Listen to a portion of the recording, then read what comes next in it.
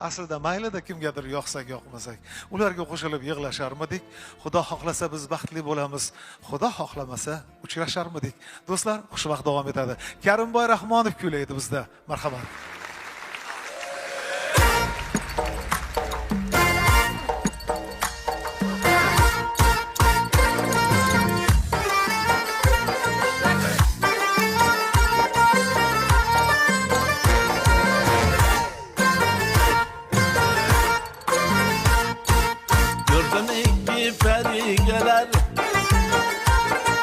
Gelir sallana sallana.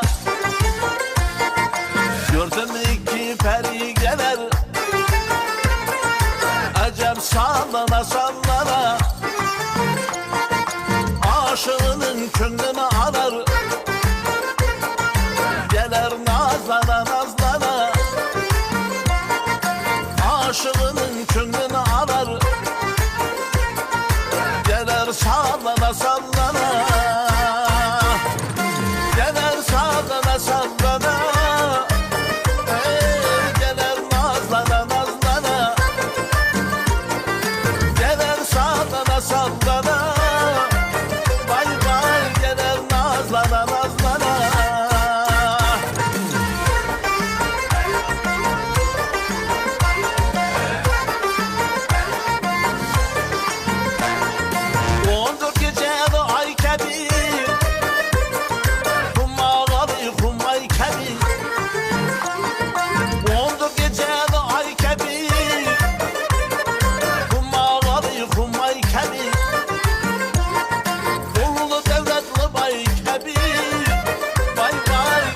Sallana sallana.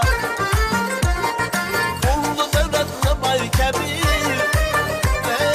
Gelir sallana sallana. Gelir sallana sallana. Gelir nazlana nazlana. Gelir sallana sallana.